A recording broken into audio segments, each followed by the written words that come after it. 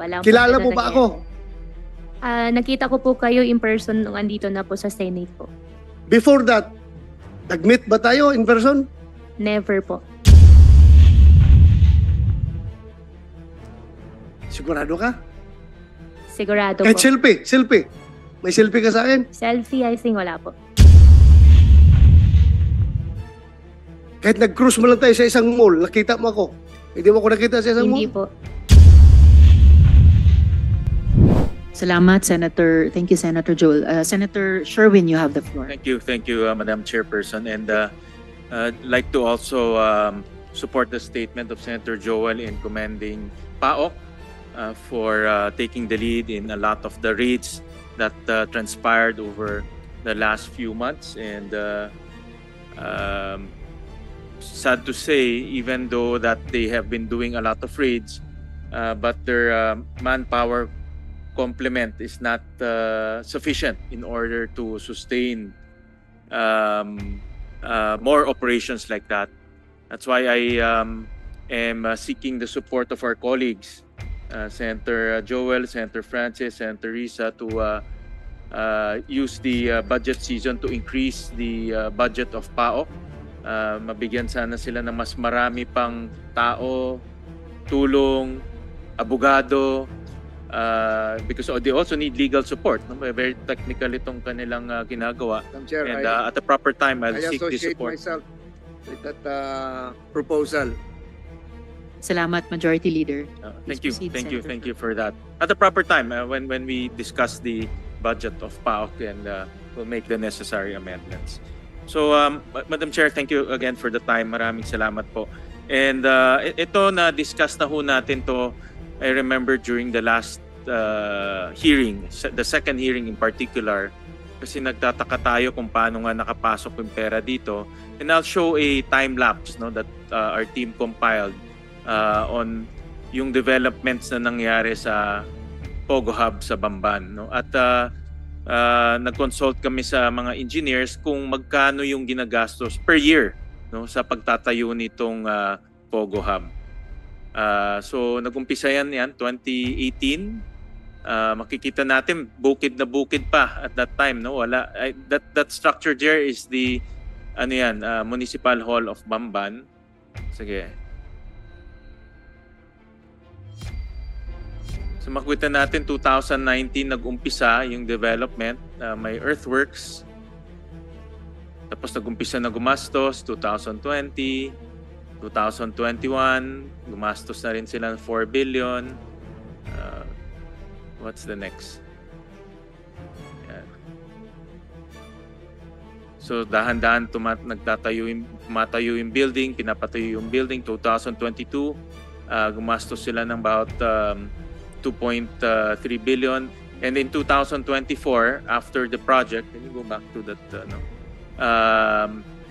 The range that we got is between 6.1 billion to 7 billion in terms of cost of that building. Can you go back? Carla. Yan. Let's go to the yung pinakadulo. Mabagal lang po yung internet. Yan. So, this is the high side. No? It's a range because wala ho kaming actual plans, but it's about 6.1 to 7.6 billion yung range niya. So, makikita natin, nag-umpisa siya around 2018, more or less. No?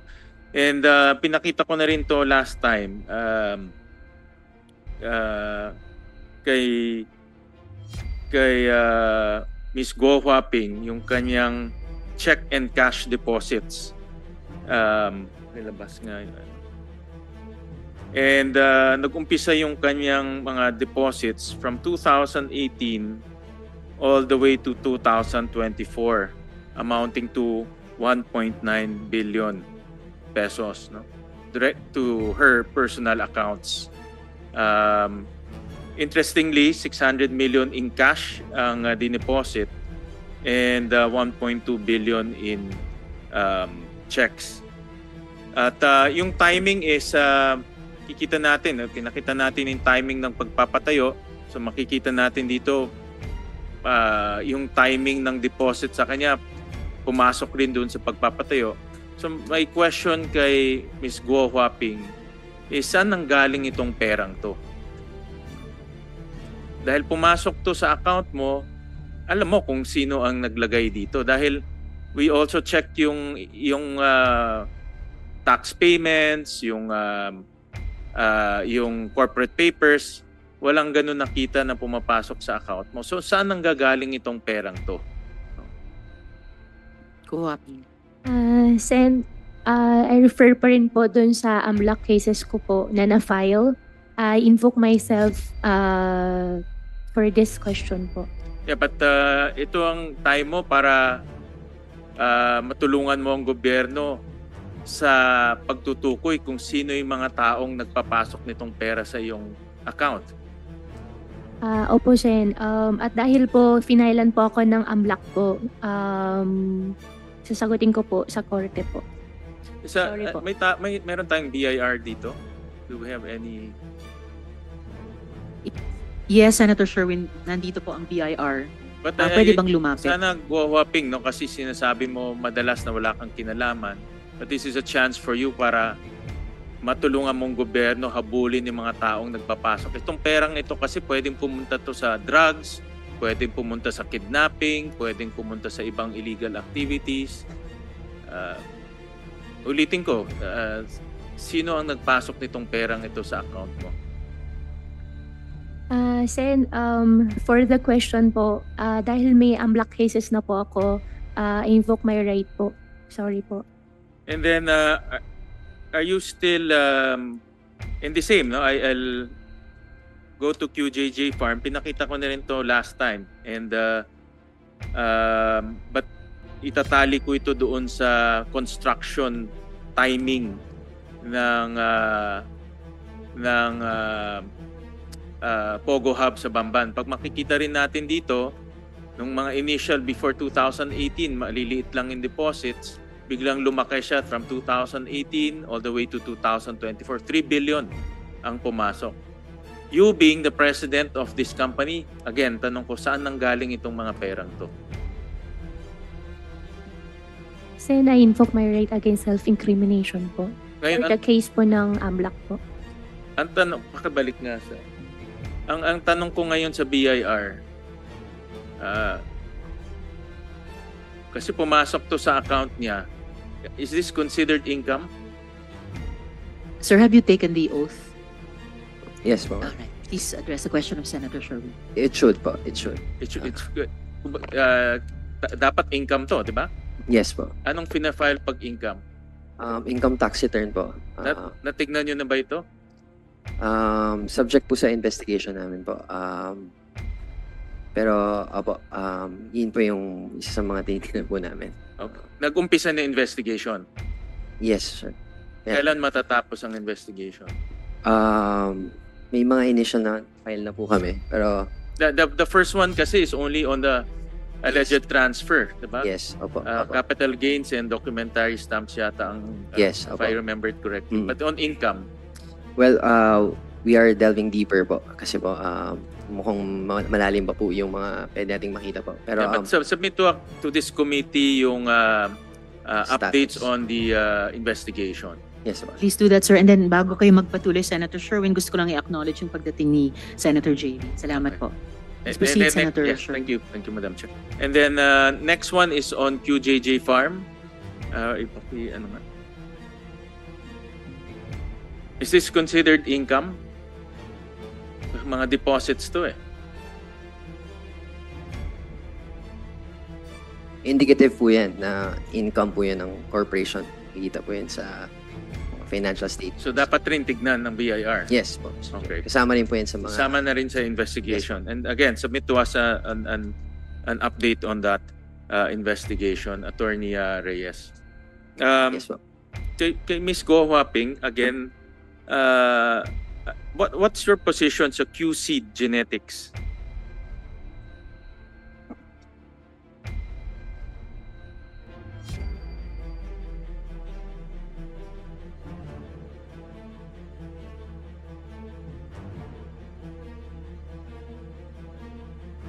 Co-hopping. Anong position mo sa QC Genetics?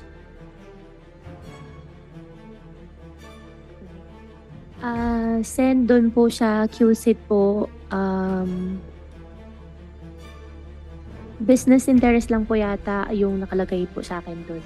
Based on the GIS, you're the chairman of the board. Hindi po ako sure kung yan po yung latest po. Yan yung Ayan po yung latest na latest. nakafile. Okay. Yan yung latest na nakafile. You're chairman of the board. Sa QJJ Embroidery, what's your position? President po. President based on the 2023 General Information Sheet. And then tinignan rin namin kasi yung interestingly, nakita rin namin yung mga records. Pumasok rin, naging very active ang account ng embroidery, and we'll show that in terms of cash and check deposits. Before, dormant yung account nito prior to 2017, but it became active around 2017-18 onwards. Again, the same timing as the construction of the Pogo Hub in Bamban. From 2018 to 2024, 531 million ang pumasok sa kumpanyang ito. But prior to 2017, makikita natin walang transaction. So, ang ibig sabihin, this company is dormant, no? Dahil walang transaction na pumapasok sa account niya. And then, nakita rin namin sa genetics,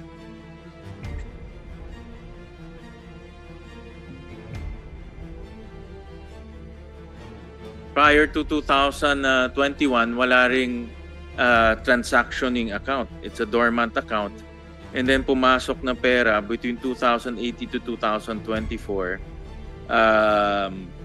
279 million pesos. No? Almost the same time as nung pinapatayo yung Pogo Hub sa Bamban. So that's close to about 800 million pesos na pumasok between that time frame, 2018 to 2024. Kayo being the chairman of the board of QCID's Genetics at QJJ Embroidery, tanong ko ulit, saan nanggaling yung pera? Sen, I invoke my right against self-incrimination po doon sa kaso po na final po ng AMLAC po. Yeah, pero sana masabi mo dito sa committee dahil this is an obvious case of money laundering. Dahil yung pera hindi natin pumapasok dito na hindi natin alam saan nanggagaling, dapat dinideclare to sa gobyerno. Sinasabi to sa atin ng bangko, sinasabi mo rin sa bangko kung saan galing tong perang to. Pero until now, walang alam kung saan nanggagaling itong perang ito. And I'd like to get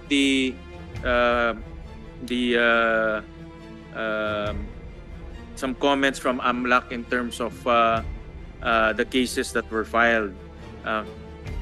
Kumusta na yung cases natin? Your Honor, may I defer to the Deputy Director of the Investigation? Yes, go ahead. Go ahead.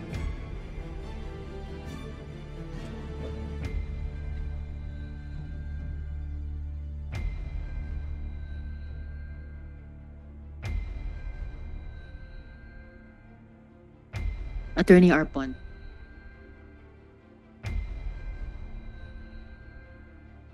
Good afternoon po, Your Honor.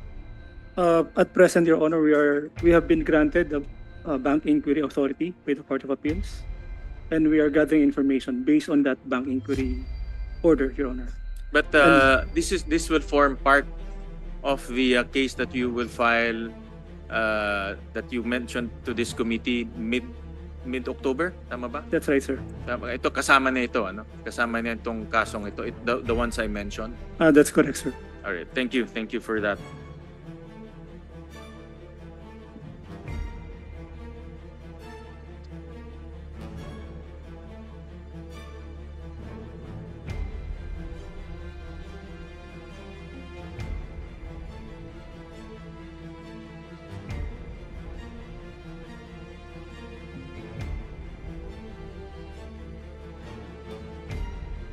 Thank you for that. We also took a look at the disbursement. So ito yung mga pumapasok na pera. We have established about 5.8 billion pumasok to the accounts of Alice Guo, QJJ Embroidery, QJJ Farm, Q Genetics, all being led by Alice Go, either as chairman of the board or the president of the company. We also look at the disbursements, kung saan pumupunta yung pera. And interestingly, may nakita kaming based on the reports that we saw, that in the Alice Go accounts, nag-issue siya ng 1.2 billion, 1.1 billion in a span of from 2018 to 2024. These are the checks issued during those times. Pumasok 1.9 billion to his account, lumabas 1.1 billion between 2018 and 2024. And I keep emphasizing itong time frame dahil dito pinatayo yung Pogo Hub sa Bamban. No?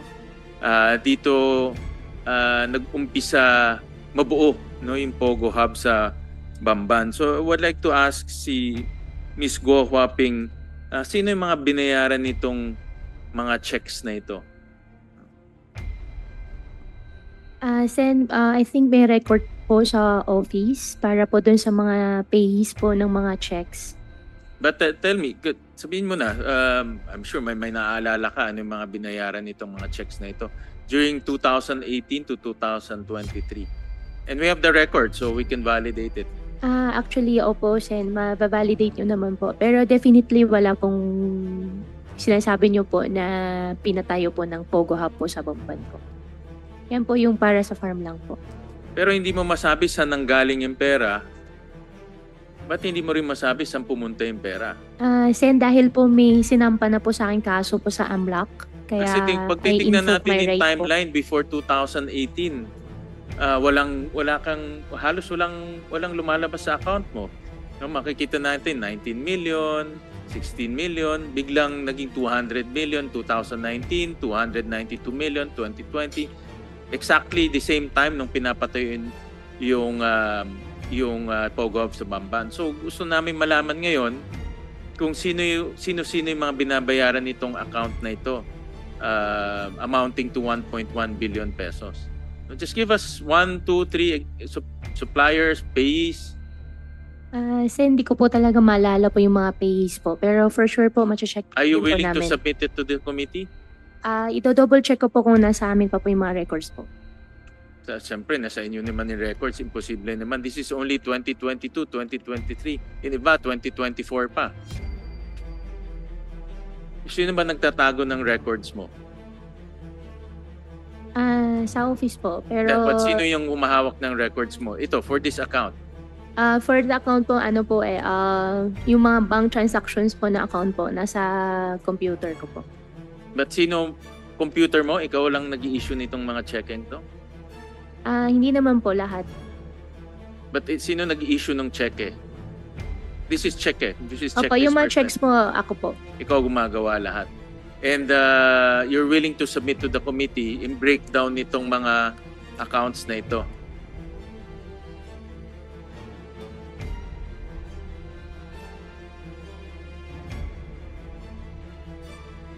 You're willing to submit to the committee yung breakdown nitong 1.1 billion na dinisburse ng accounts mo? Sen, sige po, pagka... Yes or no lang? Are you Opo, submitting it? paglabas ko po, tsaka ko po siya mabibigyan ko po kayo ng record po. Kasi nasa akin po yung record. Meron ka bang tao na humahawak nitong mga accounts mo? Wala po, Sen. So ikaw lang personal na humahawak nito? Opo, ako po. Alright. And if allowed, hindi ko sinasabi the committee will allow it, but if allowed, you're willing to submit to the committee itong breakdown nitong mga transactions?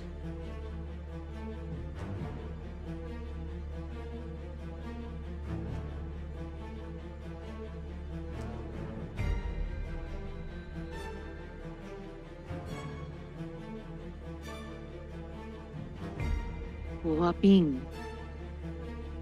Sen, ito double check ko po. What will you double check? Ida-double check ko po yung mga records po ng mga payee po. Hindi, para maklaro tayo, willing ka ba i-submit o hindi? Hindi po. O, kanina sabi mo mag-isasubmit mo, ngayon check mo, tapos Kasi ngayon nag-worry po kasi ako dahil sinampan po ako ng AMLAC. Baka mamaya magamit po against me po. Doon lang Ba't po ako kanina sinabi nag-worry. mo na isasubmit mo? Tapos i-check mo. Opo, ida-double check ko po. Tapos magsasubmit po ako sa inyo. O ngayon magsasubmit ka ulit. Opo, magdo-double check. Ipaglabas ko po, ida-double check ko po. So naguguluhan kami, isasubmit mo ba o hindi? Ida-double check ko po, tapos magsasubmit po ako. So isasubmit mo. Opo, magdo-double check po ako, tapos magsasubmit po ako sa inyo. Medyo pinapaikot-ikot tayo, Madam Chair, about that. Late at the proper time, Madam Chair will issue a subpoena to subpoena the records. Apparently, hawak niya naman yung records, so we will, I'll make the motion now. I'll move to subpoena the records pertaining to the payment of using those bank accounts, Mr. President. Second the motion, Madam Chair. Motion duly made and seconded and so ordered, COMSEC. Thank you, Senator Sherwin. Thank you, Madam Chairman. Can I? Senator Joel, well, I'll get my notes back. Yeah, thank So, you. Senator Joel. Yeah, I will propound Related questions question. already raised by Senator Sherwin kay Guo Huaping. And I'm very much aware of your rights and your right to self-incrimination. Alam ko din yun, and we wanted to protect you from exercising your right, alias Alice. Gusto ko lang malaman, kailan ka pumasok sa pagninegosyo?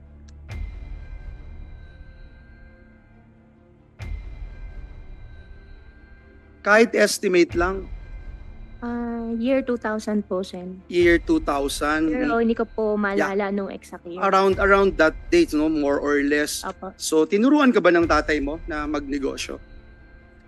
Opo, tinuruan po niya ako sa piggery.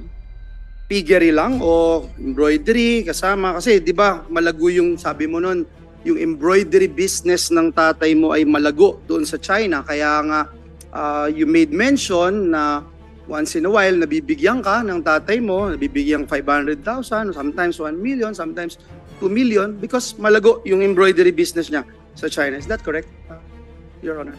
Opo. So, tama. No, anong ginagawa mo na bago ka pumasok sa negosyo, pinag-aaralan mo, I'm sure tinuruan ka ng tatay mo, sabi mo nga, pinag-aaralan mo bago ka pumasok o magtayo ng isang negosyo, bago mag-invest. Is that the correct statement? Opo. Nagumpisa po ako, may piggery na po kami. May piggery na. So again, again, to repeat the question, when ikaw papasok ka sa isang negosyo, tinitingnan mo, pinag-aaralan mo before you go or invest. Tama, okay. The answer is yes, Madam Chair. May mga negosyo ka ng ilang taon na pag tinitignan namin yung mga records dito, puro palugi. At yung iba, talagang lugi. Parang hindi tuloy kami naniniwalang pinag-aralan. Kung totoo yung ipinapakita o nais ipakita nitong mga negosyo na ito. Would you say na may mga napabayaan kang negosyo, alias Alice? Bayaan ka na negosyo? Sen, anong company po? Whatever it is, because I can name one. For example, QJJ Embroidery. We can show slide 1. Yung QJJ Embroidery, ang nire-report dito, kumikita ng 720,000 noong 2023, 440,000 noong 2022. Pero pag tinignan mo yung mga expenses ng kumpanya, sobrang laki.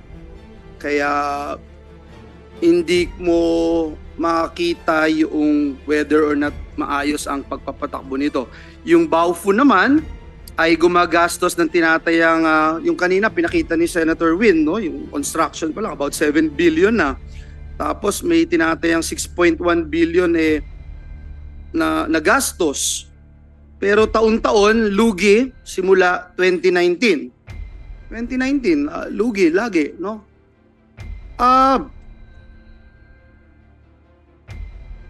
Ang question, paano nito nababayaran yung construction kung lugi? Sen, yung pong Baofu, hindi po siya sa akin. At hindi rin po ako nagbabayad ng construction. Hindi lang.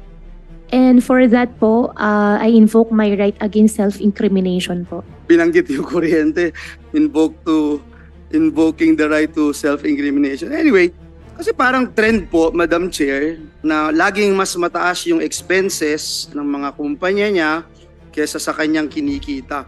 Hindi ko alam kung operational po ito. No? Let me show you another slide. Itong slide 3. Pag tinignan niyo po, ganyan din po. No? Ang QJJ, kanina lagi mong binabanggit yung QJJ. Ito, di ba? Yung QJJ. In fact, sabi mo nun na ang source ng income mo bago ka maging mayor ay ang QJJ Farms. Nasa record po namin yun. Opo. Yes, you said that. Yes.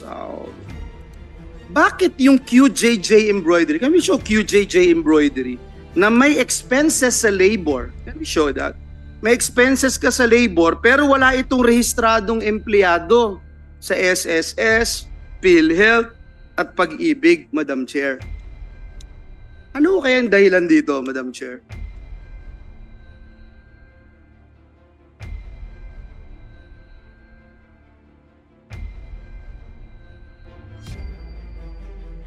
Yes, I have a question. Po, Huapi. Sabi mo, sa iyo yung QJJ, yan ang source of income mo. Sa sinasubmit mo na cost of sales mo, wala ka, may malaki kang expenses sa labor pero wala kang rehistradong empleyado sa SSS, ulitin ko, SSS, PhilHealth at Pag-ibig. Bakit po? Sen, I invoke my right against self-incrimination po. So, malinaw, Ginoong Madam Chair, na ito daw yung kanyang source of income, paulit-ulit, ito yung kanya, ito yung kumpanya niya, kumbaga parang pet company niya ito, pinakamalapit sa puso niya, pero sinasabing bihasa sa negosyo, maaga nagsimula sa negosyo, limpak-limpak na salapi yung kinikita, parang allowance nga lang yung 500,000, 1 million, 2 million pag nangihingi kay tatay, pero puro lugi po ito. But at the same time, wala hong rehistradong empleyado sa SSS, PhilHealth, at Pag-ibig. Again, alias Alice, Guawaping, sabi mo, source of income mo bago ka maging mayor, yung QJJ Farms. Pero kung titingnan mo rin yung financial statements nito, bago ka naging mayor, lugi na ito eh. Ito, ipakita natin yung slide 5. Lugi na ito ng 954,000. Tapos sa ITR mo naman, pakita din natin yung income tax return mo, 286,000 lang ang kita mo mula sa QJJ Farms. Okay? Ngayon, naging mayor ka, 2022, sabi mo rin, at nakasulat ito sa iyong mga ari-arian, nakabili ka ng 8 lote ng lupa sa Las Piñas noong 2023. Ang halaga, 157.3 million. Ayan po, Madam Chair. So, ito yung hinasabi mo na source of income mo, pero lugi nga ito, nakabili ka pa ng 8 lote, so, natural, ang tanong namin, saan mo kinuha yung mga pondo na pinangtutustos mo sa iyong mga ari-arian?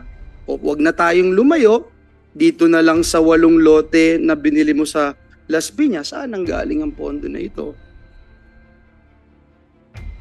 Sen, dahil po dun sa AMLAC case po, I invoke my right against self-incrimination po. So ibig sabihin, nagawa mo pang bumili ng 8 lote, simple lang naman yung katanungan, Madam Chair, saan nakuha yung salapi? Ibig sabihin, may kinikita ka na hindi mo dinideklara at may financier ka.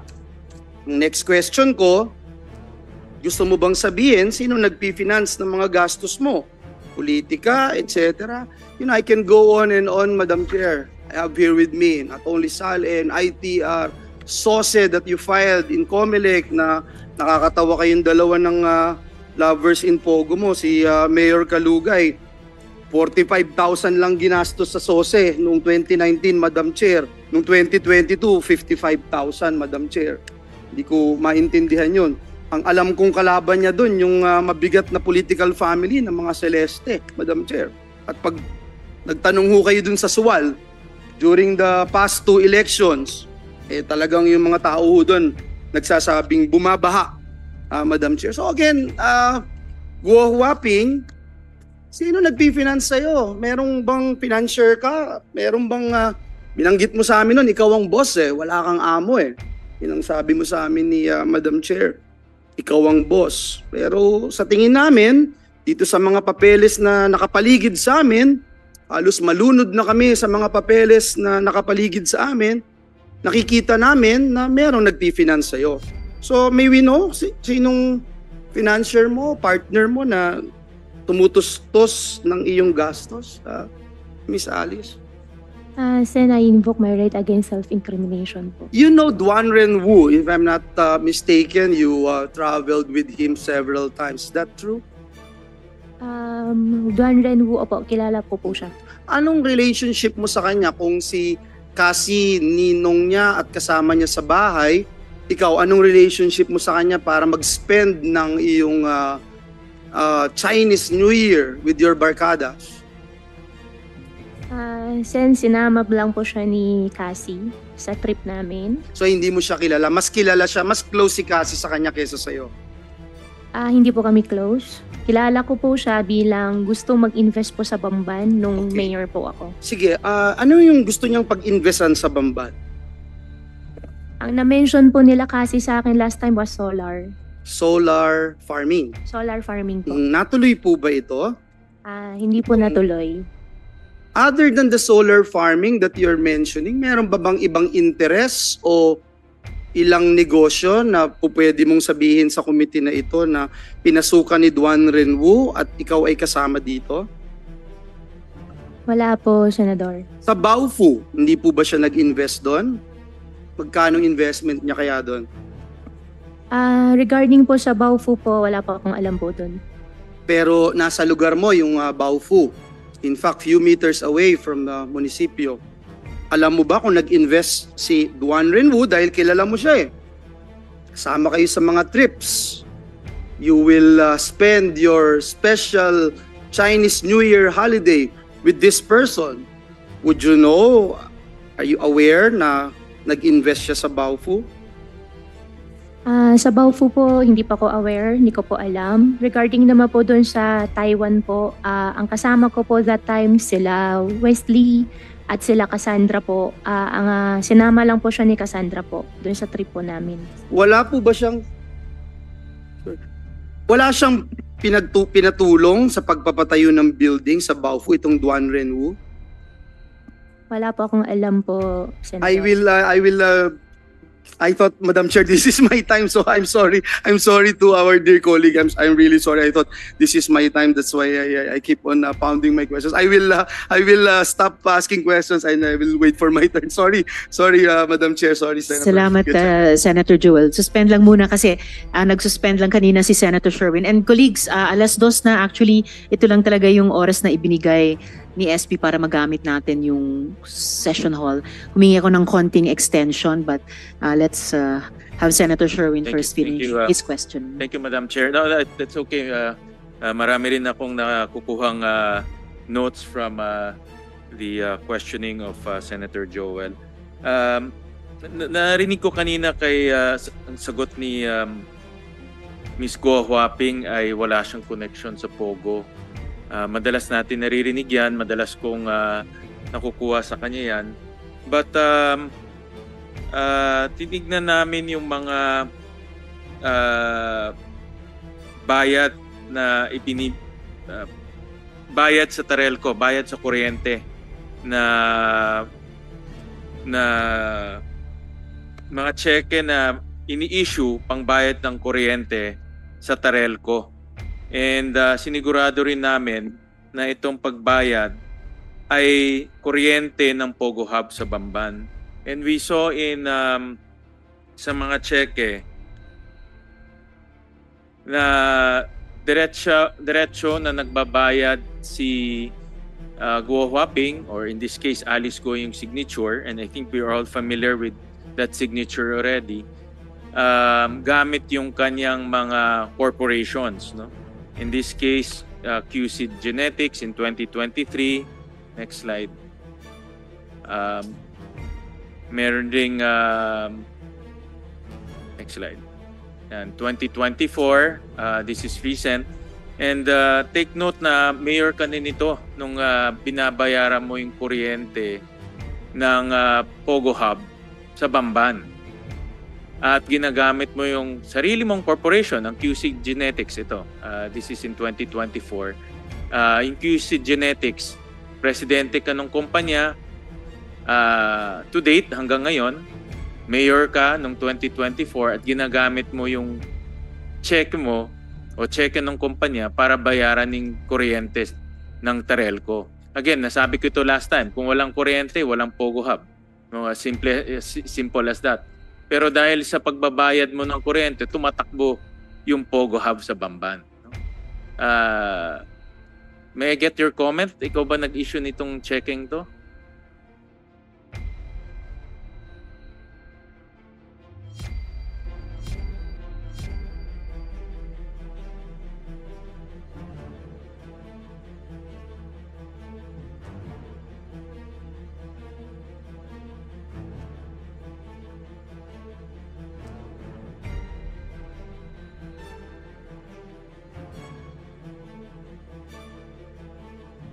Walang PAGCOR license, kagaya nito sa Hongsheng.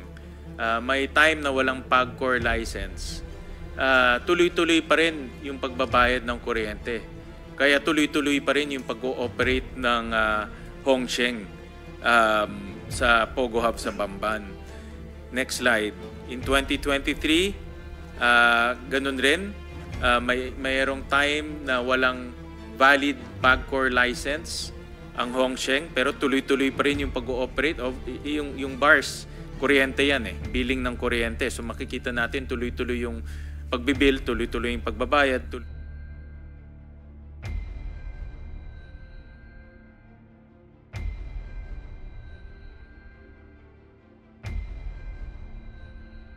Slide. Zone 1 naman ito. Next slide. This one. Yan. So, in 2024, Zone 1 na ito, may time na may license siya, pero may time na wala siyang license. Pero tuloy-tuloy pa rin yung pagbabayad ng kuryente.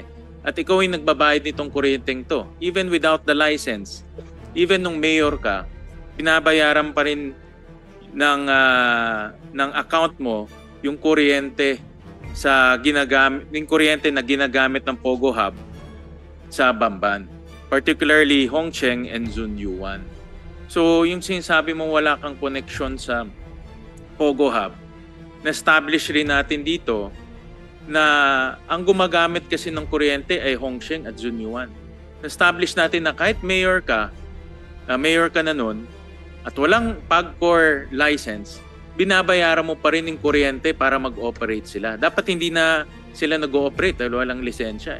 Pero dahil binabayaran mo yung kuryente at dahil mayor ka at that time, tuloy-tuloy yung kanilang operation. Pag makikita natin, let's say, let's go back to this slide.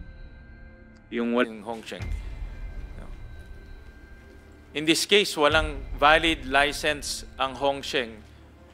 Pero may kuryente siya. At makikita natin yung kuryente niya halos pataas rin, hindi bumababa. Kahit walang license siya, nag-ooperate siya. At nahinto lang si Hongsheng dahil nag-raid ang CIDG at PNP dahil meron silang na-detect na mga scamming activities doon or financial illegal activities. So, guys, kahit sinabi mo kanina that you cannot comment, but the evidence will speak for itself.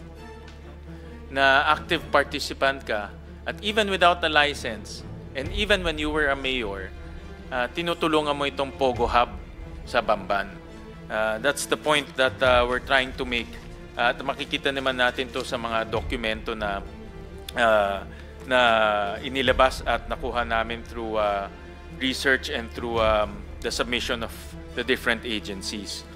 And may nakita rin kaming pattern na yung mga companies, family companies mo, yung Guo family businesses ay nagagamit as front and as layers para mag-operate ang Pogo Hub sa Bamban. So this is a diagram that we put together, Madam Chair, na makikita natin na QJJ Farm, QC Farm, QC Genetics ang nagbabayad ng kuryente ng Pogo Hub, pero yung pera nanggagaling directly from Alice Go account, directly from QJJ Farm account at iba pang mga account. This is just one sample, no? But we can see na yung mga corporations are just purely for conduit purpose, no? Ginagamit lang as conduit. Hindi siya ginagamit sa totoong farm, hindi siya ginagamit sa totoong piggery. Ito ay ginagamit para patakbuhin yung Pogo Hub sa Banban. At this is not something that we invented. Ito lahat to galing sa ebidensya na nakuha namin. Do you care to comment, Ms. Go Huaping? I invoke my right po. I expect that, no? But gusto lang namin ipakita sa publiko na meron kang direktang kinalaman sa Pogo Hub sa Bamban. May isa pa akong tanong, Madam Chair, and this was asked briefly last time. Sino si Yu Cheng Kan? Yu Chen Kan po, as what I remember po, siya po yung isa pong incorporator po ng Hongsheng po before. Okay. And ikaw ang representative ng Hongsheng? Hindi naman po representative, ako po yung nag-translate po. But you also got the lono. Ikaw nag-apply ng lono ng Hongsheng. Ikaw nakakuha ng lono from the Sanggunian. Kaya nga na-suspend yung Sanggunian dahil dyan sa lono. And the Vice Mayor also got suspended. Nag-translate lang po ako. But it's on records na ikaw ang applicant ng authorized representative ng Hongsheng. No? And itong si Yu Cheng Kan, sino siya? Anong background niya? Anong relationship mo sa kanya? We all know that ikaw ang authorized representative ng Hongsheng, but ano ang pagkakilala mo sa kanya? Actually, kung hindi po ako nagkakamali, once ko lang po siya nakita. Ang nagpakilala po sa akin kay Shi Chun-san po, si Huang Ziyang. Si Huang Ziyang ang nagpakilala sa'yo. Okay. And ba't ikaw ang naging authorized representative kung siya ang one of the major incorporators nitong Hongsheng? Actually, hindi ko rin po alam kung paano po nakalagay doon na authorized representative po ako. Nag-translate lang po ako. Pero doon sa records, meron tayong records na sinabi ni Mayor Feliciano na pinuntahan mo siya sa office, nag-a-apply ka ng, we have that, no? Nag-a-apply ka ng letter of no objection. So yung appointment mo as authorized representative obviously came from Hongsheng, in which Yu Cheng Kan ang isang major shareholder dito. Nag-translate lang po ako, Senator. Of course, that's your statement, pero hindi yan yung nasa records, no? Dahil interestingly, nakita rin namin sa records na isang tao lang, si Yu Cheng. Can you disbursement?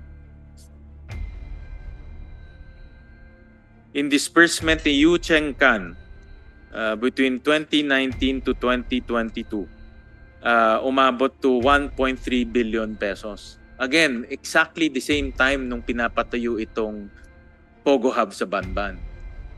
So, kanina nakita na natin merong 5.8 billion pesos from your account, from your personal account, your family business, Ngayon may 1.3 billion pesos.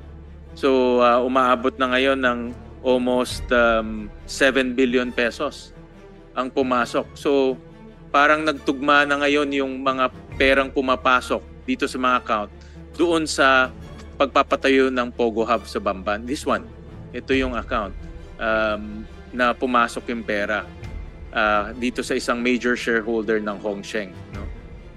Napakalaki, Madam Chair, 1.3 billion pesos. So if you add everything, pumapasok siya to the 7 billion pesos na cost ng building na yon.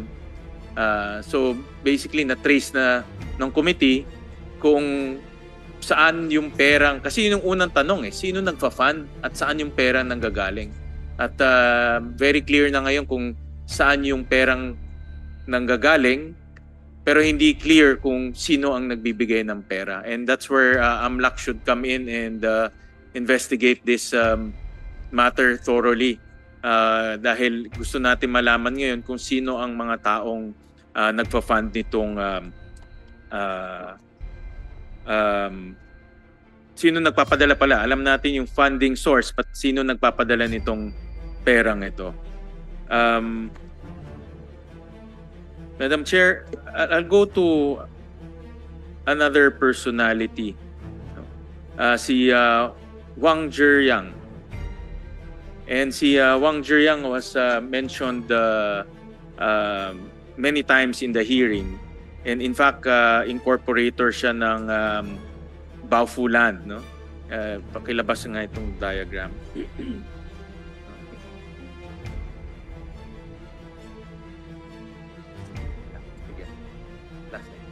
Thank you. So, tinignan namin mga personalities. Si Wang Zhiyang is incorporator ng Baofu Land. Si Lin Baoying, incorporator ng Baofu Land. Si Zhang Rujin, incorporator rin ng Baofu Land. Si Lin Baoying and si Rujin are good chairperson exposed this during the first hearing na nakulong sila sa Singapore because of large-scale money laundering. Si Yu Zhengkan, incorporator ng Hongsheng. And then now, meron ng connection to Lucky South 99 via si Jiang Jie, who booked the room nung tumakas kayo at pumunta kayo sa Indonesia. So, when we put, ang isa pang hindi namin nalagay dito dahil bagong information pa lang ay si Duan Renyu or Duan Renwu, no? Na isa ring major Pogo personality. So, in other words, lahat itong mga mayroong si Wang Zhiyang, mayroong yung warrant of arrest. Yung iba nakulong na. So, lahat itong mga major Pogo personalities are all connected to you. Guo Huaping. They're all connected to you. Kaya hindi malayo na yung perang pumapasok dito sa account mo, galing lahat dito sa mga taong to. At binuksan mo yung pinto para sa kanila, para maitayo nila ang Pogo Hub sa Bamban at gawin yung kanilang mga masasamang ginagawa tulad ng human trafficking, scamming at iba pa. So, all of these personalities nakapalibot sa'yo, one way or the other. But all of this, nasa records to, at all of this are submitted to the committee for our analysis and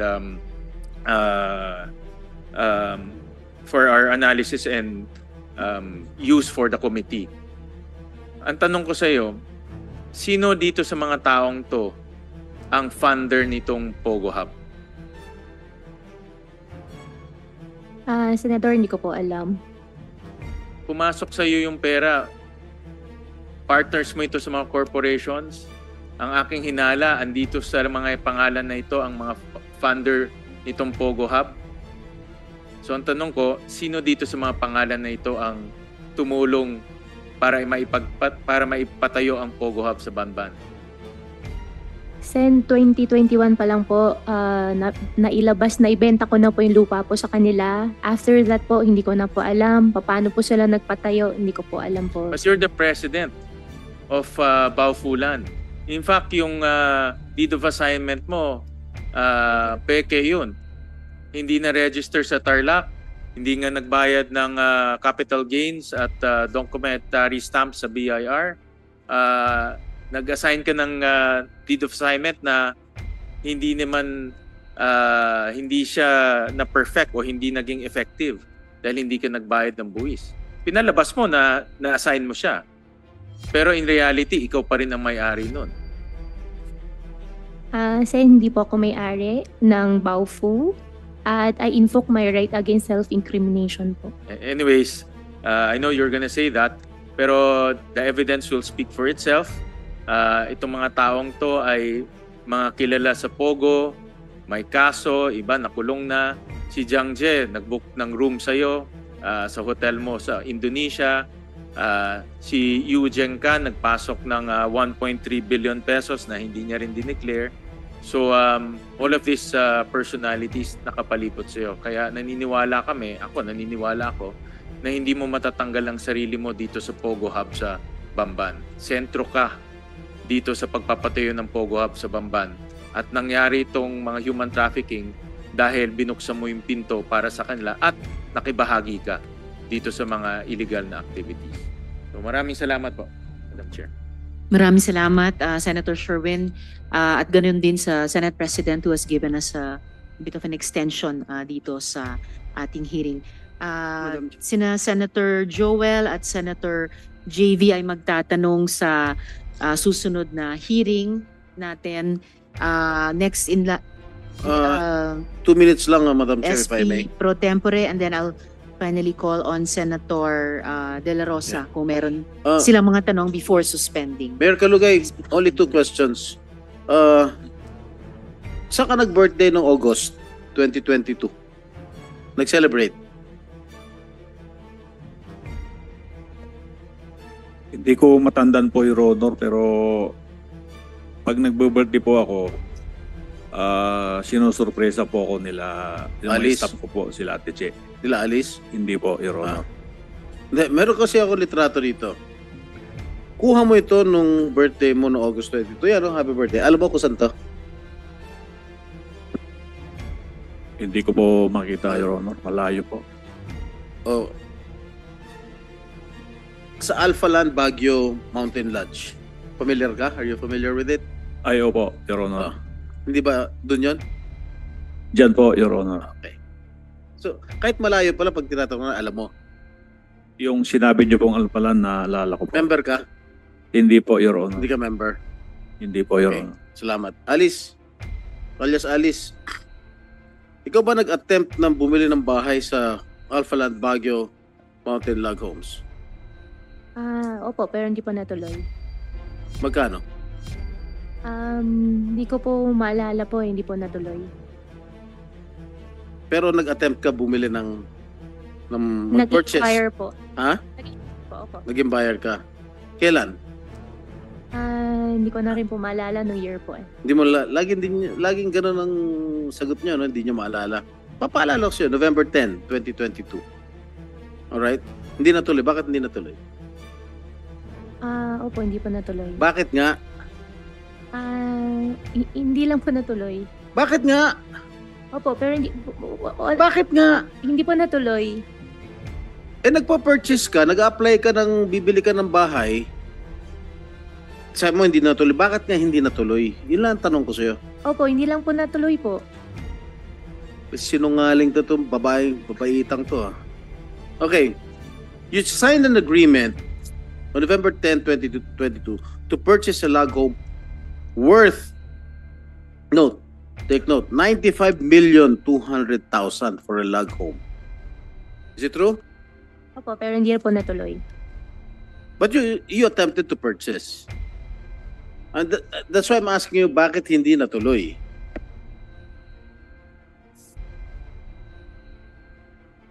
Ko Huaping, ano yung rason na hindi mo tinuloy yung purchase? Kulang po yung funds. Hindi ko po natuloy. Kulang yung funds. Marunong ka pala sumagot eh. But you attempted to buy. So may capacity ka to buy a log home worth 95 million. Gusto ko pumili pero hindi po natuloy nga po. Saan mo sana kukunin yung funds kung sakaling natuloy?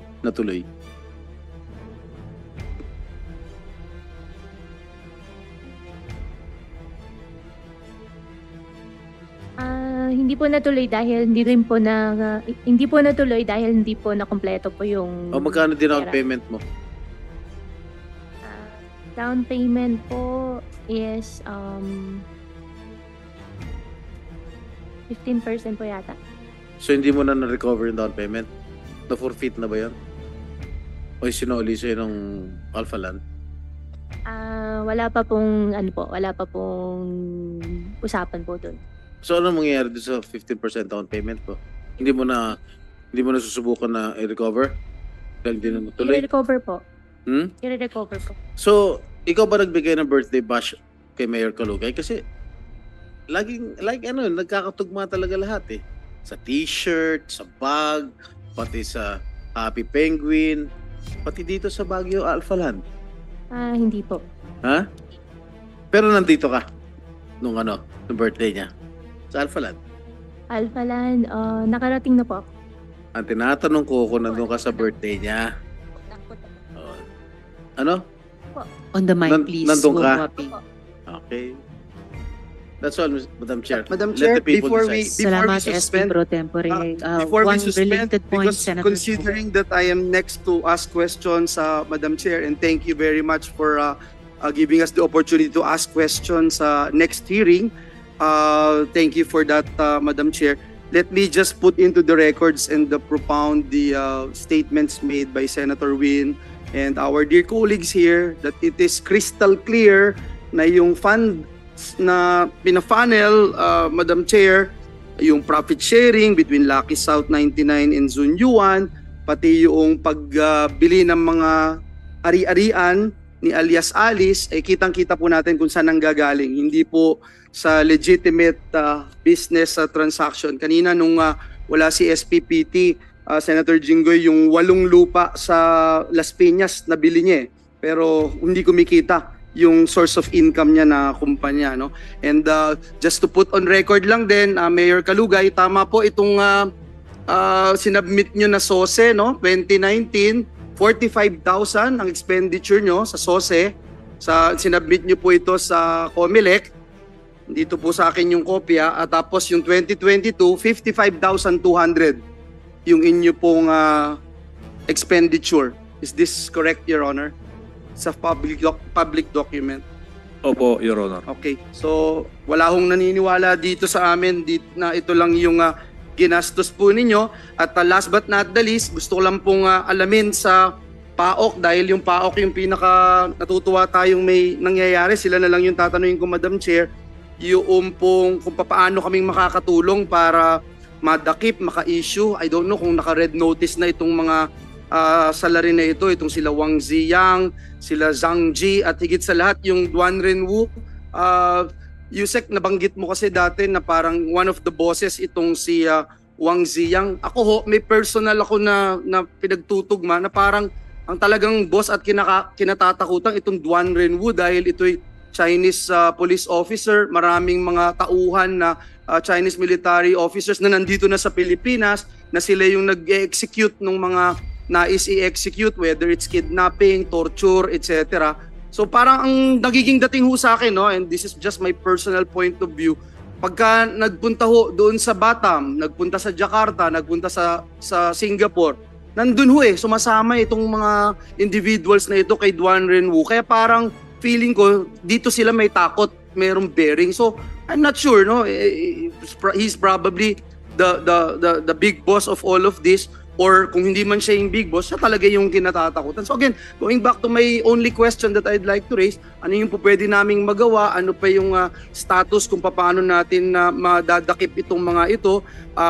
Nasa red notice na ba sila? Ano ba yung hinihintay para magawa po natin ito? Dahil I think ito yung dapat nating pagtuunan ng pansin dahil sila yung tunay na nanggahasa sa ating bayan sa pamamagitan ng pag-flourish nitong Pogo hubs at itong mga karumal-dumal ng mga kriminalidad dito sa ating bansa. Please. Yusek Cruz, briefly please. Yes, sir. Madam Chair, yung ginagawa po nating hearing dito malaking bagay. In a way, ma'am, tingin ko lang, ma'am, nakatulong ng malaki ito para makuha natin yung mga dapat makuha sa ibang bansa, even without the red notice. Kung mapansin nyo, ma'am, kinausap ko, ma'am, yung mga counterparts natin kasi nakikita nila, ma'am, yung bigat ng problema eh. And even without the red notice, umaksyon sila. I think without the red notice, pero kami, sir, on the part of those who are investigating the case, sir, Porac, Banban, and other Pogos, pinapailaman po namin yung mga kaso. Pero matagal talaga, ma'am, yung red notice eh. Kailangan magkaroon muna ng warrant bawat isa eh. Pero ma'am, kung ganito kaingay at napapansin ng mga counterparts natin, on their own gumagalaw sila. We're expecting the warrant to come out anytime soon. Is that correct? We have filed cases already, but as of today, sir, puro blue notice lang tayo. Nakamonitor lang po sila lahat. But once the warrant comes out, sir, then we can get na yung red notice. Thank you, Yusek. Salamat, Madam Chair. Salamat, Senator Joel. Last on the list for today, dapat sana si Senator De La Rosa, unless gusto rin ninyong sa susunod na hearing na. But ngayon, short. All right. You have the floor, Senator De La Rosa. Thank you, Madam Chair. Alice, si Wisligo is your brother. Am I correct? Opo. Ngayon, there is an information na magkasama sila ni Wang Ziyang ngayon somewhere, kung nasa Hong Kong or sa Singapore ba. Are you comfortable with that information? Na magkasama silang dalawa? Sen, honestly, wala po akong idea po. Hindi ko po alam kung magkasama I'm sila. not asking about the idea. Okay, being your brother, itong si Wisligo, komportable ka na magkasama sila ni Wang Ziyang doon sa ibang bansa?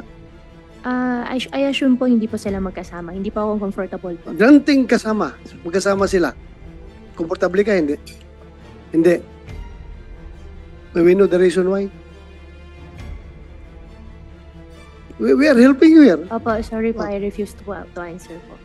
Hindi ka komportable. Hindi po ako comfortable po na sabihin po. Pero hindi po ako comfortable po na magkasama Magkasama sila. Okay.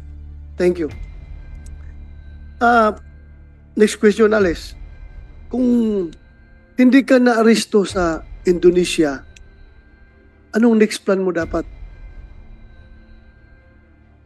Halimbawa, hindi ka pinakialaman ng Indonesian authorities. Anong next plan mo? What's your next move? Supposed to be your next move. Actually, honestly po, Sen, nag-uusap po kami na uwi na po ako dito sa Pilipinas. Uwi sa Pilipinas? Haharapin ko po at magpapaliwanag po ako. Wala kang plano na umuwing China? Ang plano ko po ay bumalik po dito sa Pilipinas po. Dito po ako uuwi. How about China? Were you entertaining that to Wala going po. to China? China, wala po. So from At saka Senator Indonesia, De La Rosa, if I may, sinabi mo, Puhuaping, balak mo sana, gusto nyo sana bumalik dito at magpaliwanag. I highly encourage you to do that during this hearing. Magpaliwanag hanggat kaya mo. I think you know what I mean. Senator De La Rosa. I am just, I'm just asking this question because I was entertaining some conspiracy theorists putting forward the theory na itong si Alice Go ay posibleng isang